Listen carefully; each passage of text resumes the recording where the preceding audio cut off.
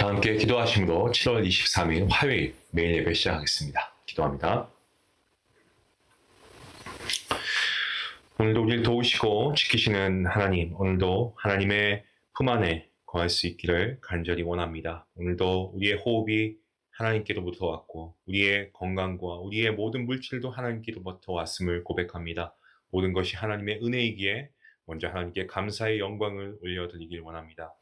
하나님, 우리가 삶을 살아가는 동안에 참으로 예기치 못한 일들이 많이 있습니다.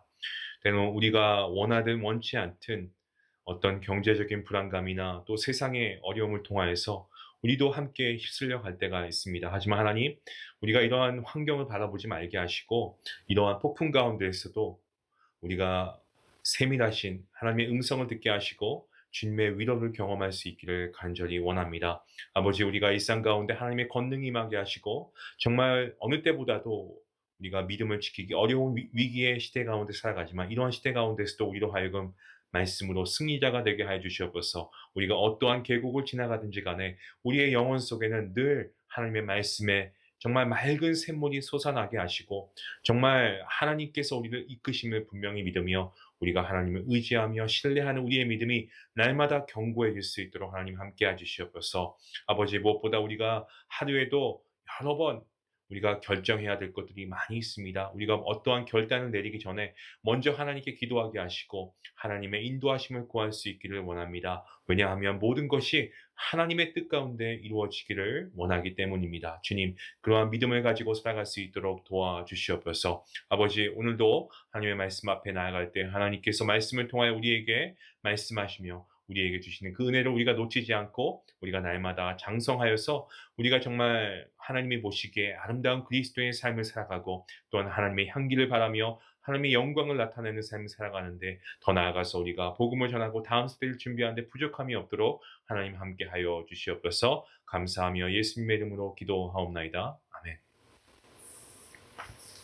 찬송가 41장 함께 하시겠습니다.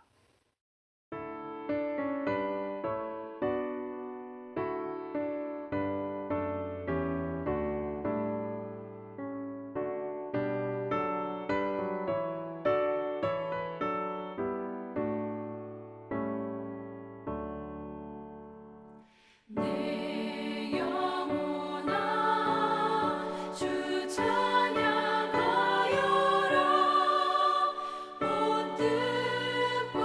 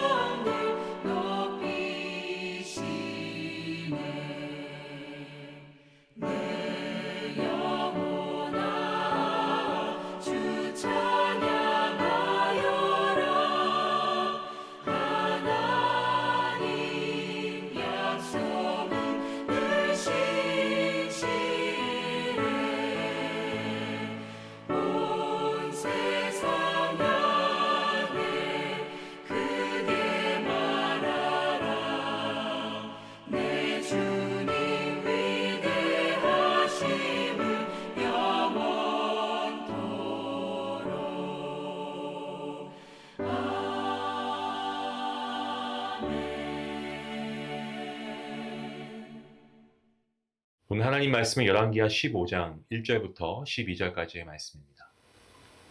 함께 말씀을 읽도록 하겠습니다. 이스라엘 왕 여로보암 제27년에 유다 왕 아마샤의 아들 아사랴가 왕이 되니 그의 왕이 될 때에 나이가 16세라. 예루살렘에서 52년간 다스립니다. 그의 어머니의 이름은 여골리아라. 예루살렘 사람이더라.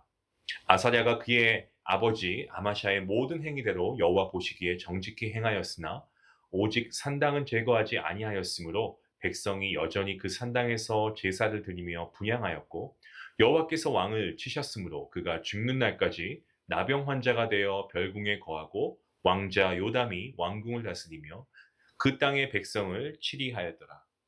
아사랴의 남은 사적과 행한 모든 일은 유다 왕 역대지략에 기록되지 아니하였느냐. 아사랴가 그의 조상들과 함께 잠에 다윗성에 그의 조상들과 함께 장사되고 그의 아들 요담이 대신하여 왕이 되니라. 유다의 왕 아사랴의 제38년에 여로보암의 아들 스가랴가 사마리아에서 6달 동안 이스라엘을 다스리며 그의 조상들의 행위대로 여호와 보시기에 악을 행하여 이스라엘로 범죄하게 한 느밧의 아들 여로보암의 죄에서 떠나지 아니한지라. 야베스의 아들 살롬이 그를 반역하여 백성 앞에서 쳐 죽이고 대신하여 왕이 되니라. 스가랴의 남은 사적은 이스라엘 왕 역대 지략에 기록되니라. 여호와께서 예후에게 말씀하여 이르시기를 내 자손이 4대 동안 이스라엘 왕 위에 있으리라 하신 그 말씀대로 과연 그렇게 되니라. 아멘. 열왕기하 15장에서는 7명의 왕들과 그리고 통치 행적을 이렇게 설명하고 간략하게 전하고 있습니다. 남유다의 왕이 2명이고요. 북이스라엘 왕이 5명입니다. 오늘 본문은 남유다 10대 왕이 아사랴와 그리고 북이스라엘 14대 왕이고 또 예후 왕조의 마지막 왕, 이 스가랴에 대한 기사가 나오고 있습니다. 남유다의 10대 왕 이 아사랴의 다른 이름은 어제 제가 매일 예배 설교를 하면서 말씀드렸죠. 바로 우시아입니다. 13절부터는 아사랴를 우시아라고 언급하면서 본장에서는 두 이름을 혼용해서 기록했습니다. 참고로 역대하 26장에서는 아사랴라는 이름은 한 번도 언급되지 않고 오직 우시아라는 이름으로만 기록되어 있습니다. 우시아, 그 이름의 뜻이 무엇일까요? 바로 여호와는 나의 힘이라고 하는 의미를 가지고 있습니다. 그리고 아사랴라고 하는 이름의 뜻은요, 여호와께서 도우셨다, 나를 도우셨다라는 의미입니다. 오늘 본문 1절은 아사랴가 왕이 될 때 북이스라엘의 왕의 통치 연수를 밝히고 있습니다. 여로보암은 어떻습니까? 이 북이스라엘 13대 왕이고 또 북이스라엘 초대 왕 이 여로보암과 동명이인이기 때문에 후대 사람들은 여로보암 2세라고 구분해서 그렇게 호칭합니다. 이 여로보암 2세는 예후 왕조에 속한 왕인데 예후의 3대 손이고요. 왕이 되었습니다. 본문 1절 말씀은 아사랴가 남유다를 통치하게 된 시점이 이 여로보암 2세가 북이스라엘을 통치했던 시점보다 27년 늦은 것처럼 그렇게 보입니다. 그런데 그렇지 않습니다. 이 아사랴가 남유다를 통치하기 시작한 시점은요. 우리가 말씀을 통해 보는 것처럼 그가 16살이 되었을 때부터이고요. 그리고 북이스라엘 13대 왕 여로보암 2세 통치 4년경입니다. 다만 아버지와 공동 통치를 시작한 시점입니다. 그래서 이 본문 2절 말씀을 보시면 공동 통치 기간을 포함해서 아사랴의 통치 기간을 52년이라고 분명하게 설명하고 있습니다. 1절에 나오는 표현은 이 부왕 아마샤가 죽었던 해, 이 아사랴가 아버지 없이 단독 통치하기 시작한 시점이 여로보암 제27년이라고 하는 뜻입니다. 아마샤가 공동 통치 기간을 포함해서 52년의 통치를 했는데 이 52년 동안의 통치는 사울 왕이나 혹은 다윗 왕의 통치 기간보다도 깁니다. 남유다를 통치한 20명의 왕들 중에서요. 14대 왕 므낫세 다음으로 통치 기간이 길었습니다. 아마샤 어머니의 이름 이 여골리아의 뜻은요. 여호와는 능력이 있다. 또 여호와께서 통치하신다라는 그런 뜻을 갖고 있습니다. 모든 왕이 그렇진 않았습니다만 자신의 이름의 뜻처럼 신앙적인 삶을 살았거나 또 신앙적 이름의 뜻을 가신 어머니의 선한 영향을 받았다라고 한다면 선한 통치를 했을 겁니다.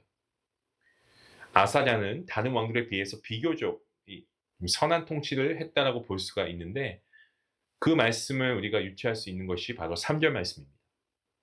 아사랴가 그의 아버지 아마샤의 모든 행위대로 여호와 보시기에 정직히 행하였으나 긍정적인 평가로 보여집니다. 하지만 중요한 건 끝에 나오는 말씀이죠. 하반절 말씀에 정직히 행하였으나라는 표현을 우리가 주의해야 됩니다. 열왕기하 14장에 기록된 아마샤의 행적을 보면 그의 부정적인 면이 있습니다. 대표적인 예가 그가 산당을 제거하지 않아서 이스라엘 백성들이 산당 제사를 하게 된 겁니다. 아사랴 그 역시 그의 아버지의 전철을 밟았습니다. 4절 말씀이 그것을 증거하고 있지 않습니까? 뭐라고 기록하고 있습니까? 오직 산당은 제거하지 아니하였으므로 백성들이 여전히 그 산당에서 제사 드리고 분향했다라고 기록하고 있습니다. 아사랴는 아버지 아마샤의 종교 정책과 동일선상에 있었다라는 것을 우리가 알게 됩니다. 중앙 성소 중심의 신앙, 이것은 하나님의 명령이었습니다. 당시에 산당 제사가 북이스라엘의 관습이었는데 그것이 하나님을 노엽게 하는 것임에도 불구하고 이에 대해서 북이스라엘은 그러한 죄에 대해서 무감각해져 있었다는 겁니다. 훗날 산당을 제거한 왕은 남유다 14대 왕 히스기야 때였고요. 중앙 성소 제사가 정착된 때는 언제였는고 하니 16대 때 요시야 왕 때였습니다.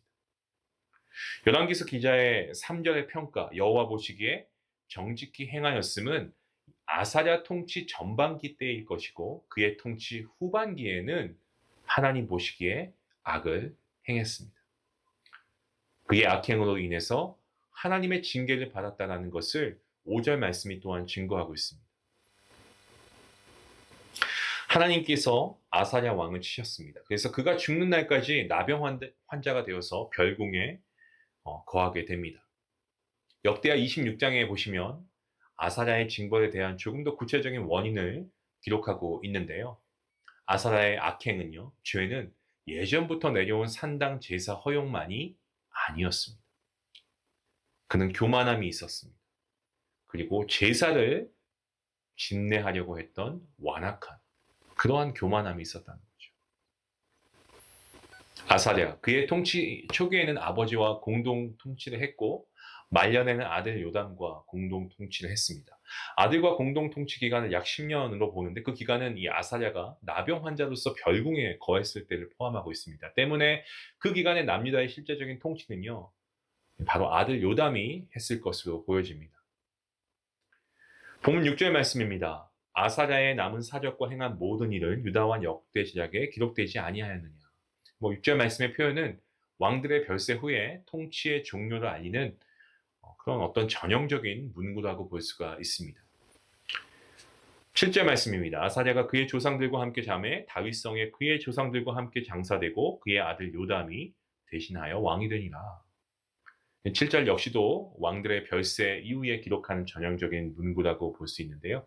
그런데 아사랴가 이 다윗성에 그의 조상들과 함께 장사되었다라고 하는 이 표현은 아사랴가 다윗 왕조의 묘실에 안장되었다. 그 뜻은 아닙니다. 역대하 26장의 증거를 보시면 아사랴는 나병에 걸려 죽었고 그 부정함 때문에 열조들의 무덤 곁에 묻혔습니다. 이제 본문 8절부터 12절까지 말씀의 기사는 이 남유다 왕 아사랴 통치 기간에 이 북이스라엘 왕 14대 왕이자 예후 왕조의 마지막 왕, 이 스가랴의 통치에 대한 평가입니다. 북이스라엘 예후 왕조의 마지막 왕이었던 이 스가랴는 그의 왕위 기간이 그냥 6개월, 짧게 6개월밖에 되지 않았습니다. 이렇게 정말 짧은 통치를 한 이유는 이후 구절에서 확인할 수가 있습니다. 예후 왕조의 마지막 왕이라는 표현은요, 스가랴는 반역자에 의해서 죽임을 당했다라는 것을 시사하고 있습니다.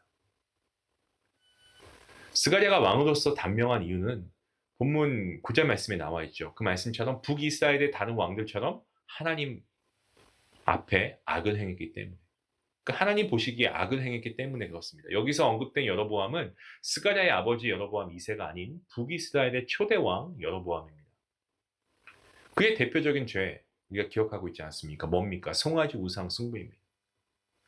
여로보암의 죄를 떠나지 아니하였다 하면요, 우상 숭배에서 벗어나지 않았다는 것을 우리에게 보여줍니다. 스가랴는 조상 대대로 내려온 불신앙의 유산을 그대로 받아서 답습합니다. 이로 말미암아 그의 결과는 비참한 최후였습니다. 성도 여러분, 우리가 이 부분에서 깨닫게 되는 게 있습니다. 그것은 바로 우리가 이것을 교훈 삼아야 한다는 거죠. 그래서 우리의 어떤 관습이나 전통 중에 죄악의 요소가 있다면 여러분 그것을 끊어내야 됩니다. 끊어내야 됩니다. 본문 10절 말씀입니다. 야베스의 아들 살룸이 그를 반역하여 백성 앞에서 쳐 죽이고 대신하여 왕이 되니라. 한 나라의 왕이 반역자에 의해서 죽임을 당했다. 그것도 백성 앞에서 죽임을 당한 것은요, 이건 굉장히 수치스럽고 불명예로 남는 겁니다. 과거 반역을 당하는 형태는 은밀한 장소에서 살해당하는 것이 일반적인 형태이지만 스가랴가 백성 앞에서 맞아 죽었다라는 것은요, 은밀한 곳이 아니지 않습니까? 공공장소죠. public place입니다. 그러한 공공장소에서 죽임을 당했다는 거죠. 이것은 스가랴가 그렇게 될 정도의 악행을 저질렀음과 그리고 북이스라엘의 정세가 정말 얼마나 혼란했나라는 것을 아주 극명하게 보여주는 그러한 사건이기도 합니다. 본문 11절 말씀 스가랴의 남은 사적은 이스라엘 왕 역대 시작에 기록되었다라는 이것도 전형적인 문구입니다. 왕들의 별세 후에 통치의 종료를 알리는 전형적인 문구입니다.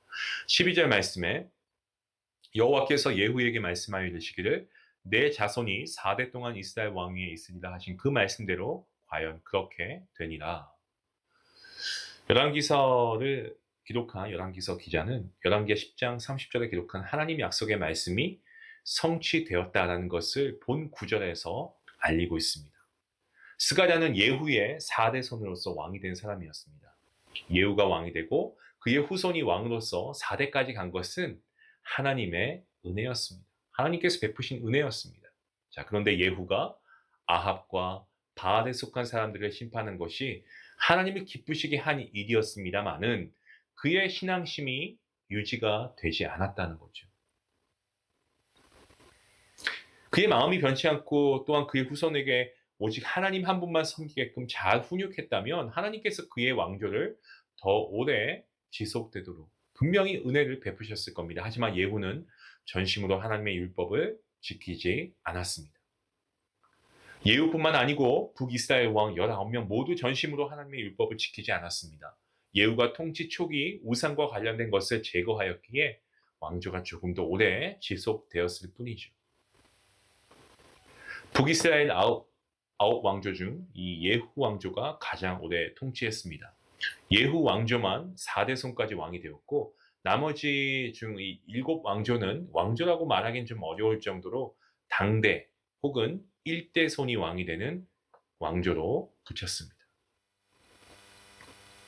하나님께서는 이스라엘의 고난이 심해서 매인자도 없고 노인자도 없고 이스라엘을 도울 자도 없을 때 하나님은 친히 그들을 도우시고 구원해 주셨던 분입니다. 우상을 타파하고 오직 창조주이시며 세상의 주관자이신 하나님을 믿고 따르면 그들에게 무한한 자비와 긍휼과 은혜를 베푸시는 분, 그러한 분이 하나님이시다라는 것을 남유다와 북이스라엘이 깨닫기를 하나님은 원하셨습니다. 아사랴가 초심을 잃지 않고 하나님을 향해 창문을 열고 하나님과 소통하며 하나님과 바른 관계를 유지했다고 한다면 과연 그가 교만함에 빠졌을까요? 그리고 제사장만이 할 수 있는 제사 집례를 감히 자기가 하겠다고 우기기나 했겠습니까?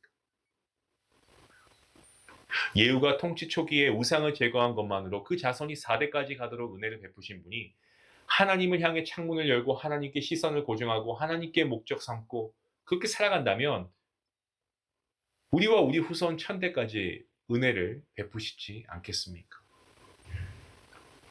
사랑하는 성도 여러분, 우리는 통치 말년의 스가랴의 행적과 예후 왕조의 악한 행적을 반면 교사 삼아야 되겠습니다. 그래서 하나님께서 분노하시는 일, 하나님의 말씀에 위배되는 일을 하지 않도록 우리가 오늘도 하나님의 말씀을 열고 기도의 문을 열고 하나님의 뜻을 구하는 그러한 간구함으로 나아갈 수 있기를 원합니다. 오늘 그 은혜가 바로 그 믿음의 행함이 오늘부터 이루어질 수 있기를 주님의 이름으로 간절히 기도합니다. 기도하시겠습니다. 하나님 감사합니다.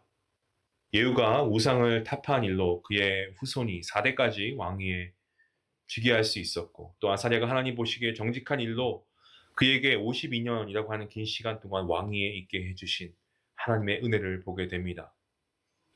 그들에게만 은혜를 베풀지 않으시고 어둡고 그늘을 진 곳에 살아가는 그러한 사람들에게도 영원한 생명에 비치신 주님을 보내주시고 또한 주님의 몸을 십자가에서 찢으심으로 하나님 아버지 앞에 나아갈 수 있는 은혜의 구원을 우리에게 허락하여 주시니 감사합니다. 하나님 우리가 오늘 무엇보다 그 은혜를 감사하며 그 은총을 누리며 오늘 하루 우리가 하나님의 자녀로 살아갈 수 있기 원합니다. 그러한 하나님의 자녀, 그러한 세상을 복음으로 나아가는 선포하는 아버지 그러한 믿음의 통로가 될 수 있는 우리 모두가 될 수 있도록 하나님 함께 하여 주시옵소서. 오늘도 말씀 앞에 나아가는 우리 모두가 더 하나님의 말씀을 가까이 하며 이 말씀대로 순종하며 살아갈 수 있는 귀한 믿음도 성령 하나님 우리에게 허락하여 주시길 간절히 바라오며 모든 말씀 예수님의 이름으로 기도하옵나이다. 아멘. 우리가 오늘 들은 말씀을 가지고 우리가 함께 기도하길 원합니다. 보니까 하나님의 은혜로 구원받았습니다. 하나님의 자녀가 되었습니다. 하나님의 자녀로서 살아가는 인생이 처음부터 정말 끝이 변함없는 그런 하나님의 은혜 가운데 거하지 않겠습니까? 여러분 그렇게 하기 위해서 우리가 어떻게 살아야 될까요? 하나님은 자비로우시고 긍휼이 풍성하시니까 매번 용서해 주실 거예요. 예, 우리가 회개하면 용서해 주십니다. 하지만 그렇다고 우리가 똑같은 죄를 반복하며 살아가면 될까요? 우리가 하나님의 은혜를 입었으면 은혜 입은 하나님의 자녀답게 살아가야 합니다. 그 하나님의 은혜가 끊이지 않도록 오늘도 우리가 하나님의 말씀대로 살아갈 수 있도록 도와주시옵소서. 우리 같이 함께 말씀을 생각하시면서 기도하길 원합니다. 기도하시겠습니다.